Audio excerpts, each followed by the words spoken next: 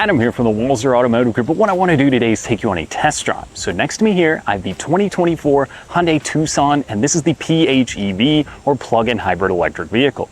So we'll look at some of the trim options, some of the interior, exterior stuff, and then see what it's like out on the road. Okay, so now we're behind the wheel of the PHEV Tucson, and this is the SEL trim. So the biggest deal with this one is that the MSRP is going to be under $40,000, which is pretty rare for a plug-in hybrid electric vehicle. But we'll touch on that a little bit more, so let's click it and drive, go for a spin around. Now, speaking of clicking it into drive, this does have the shift-by-wire system. So that means the gear select isn't up here on the column, it's not a big shifter, it's just 4 little buttons down here: park, reverse, neutral, and drive. So what that means is it does free up space for the cup holders, and it does add a little bit of ease of use when you're just clicking between the gears. I like because when you click in reverse, you also get the backup camera that pops up on here, and it's pretty convenient for going back and forth from park to drive. You don't have to go through reverse to get into drive, so that's a pretty cool feature as well. Now, let's start with what makes this one different. Now, the difference in this between the regular Tucson or just the hybrid is that this is a plug-in hybrid. So that means you're gonna have a total electric range of about 33 miles when it's fully charged. Now, with that onboard battery, it's also paired to a gas motor. So maybe you're someone who doesn't wanna go full EV yet, but you like the idea of a hybrid, but you kinda still wanna plug it in to get that extra mileage. This is a great alternative, and like I said, coming in under $40,000, you're getting a lot of pretty cool equipment in here. Now, when you combine this 1.6 liter turbocharged engine with the electric battery power plant, that's gonna get you 80 mpge. That's pretty wild. And then again, like I said, 33 miles from just electric cruising. So you can hear it now. It's really quiet in here, and you've got the little notifications on the dash. It will say ready when you hop in, and then there's a little green car with an arrow under it, and then you'll see green EV lit up when it's just in the EV mode. So fully charging this battery on a level 2 charger, Hyundai says it'll take about 2 hours. So that's pretty convenient. Even if you're just charging at home with a level 1, just your standard plug-in, I think if you got home from work, plugged it in, by the next day, you'd probably be pretty much fully charged. Now, what's it like out on the road though? It's pretty good. The torque is definitely there. So the difference between the regular hybrid and the plug-in hybrid, I think this one's about 260 horsepower, so it's about 40 more than the regular one. Now, the big thing, I know people aren't a huge fan of the CVTs, and Hyundai actually put a 6-speed automatic in here. So you're not messing with kind of that one constant gear. You can actually click the paddle shifters behind the wheel. It goes into 4th gear. I can go into 3rd gear if I want. Put your foot down. You can hear it revs up and it gets you moving. So yes, it's not the fastest vehicle on the road, but it's not meant to be. It's meant to be fuel efficient, and like I said, at 80 mpge, that is pretty cool.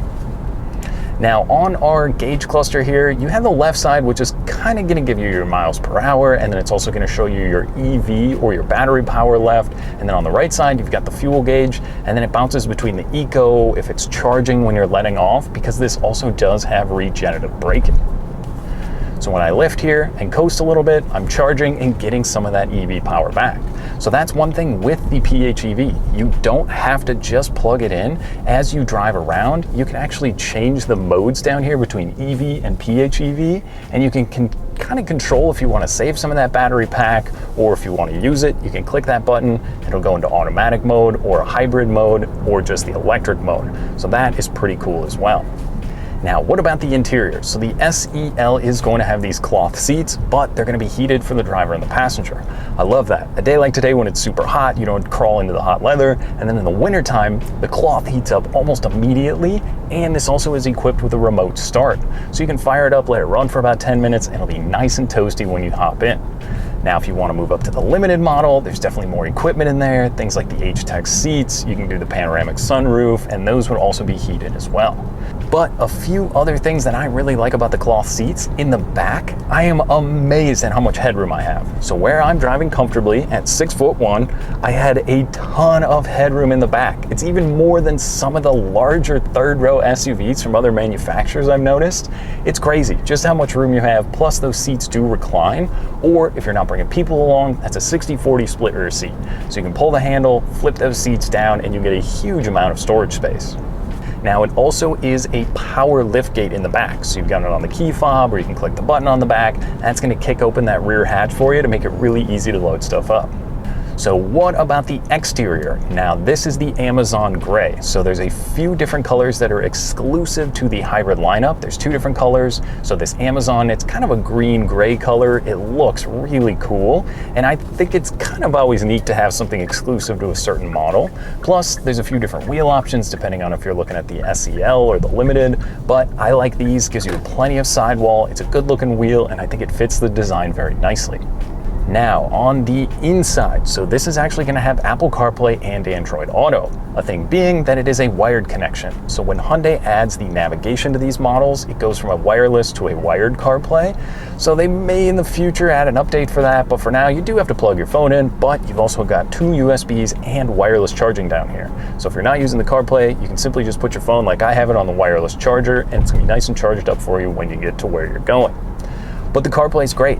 Text messaging, Google Maps, Spotify. You can even use the voice control on the steering wheel, and that's going to let you use Siri, or it's a pretty dynamic audio system that's going to help you out. You can ask it to like cancel your route or change a few things. It's a pretty cool safety feature. So along with that as a safety feature, there's also going to be a ton of safety built in. So if you go into the setup menu, you can click on vehicle, and that's going to show you things like your forward safety, emergency braking, the rear emergency braking, lane departure, adaptive cruise control. So there's so much built into this vehicle, and that's something they did change for 2024, some of the standard safety features in here. But I mean, if obviously it's you and your family in the vehicle, you're absolutely going to want to make sure you're safe, and the Hyundai Tucson Hybrid absolutely delivers on that front. But if you don't like any of it, you can just click the button, turn it off. That does make it very easy as well. But there's a lot of good stuff, like the blind spot monitoring is super helpful. Like now when I'm merging over to the side, I can see no one in my blind spot, and if you did, it would also have haptic feedback to let you know that maybe you're missing something if you flip the blinker on, or the lane departure warning. All that stuff is pretty cool. So what about the general ride and drive? Obviously it's quiet in here. With the EV on the road, I'm amazed at just how comfortable and quiet it is when I've just been cruising around today. I mean, you could eat up a ton of miles in this vehicle.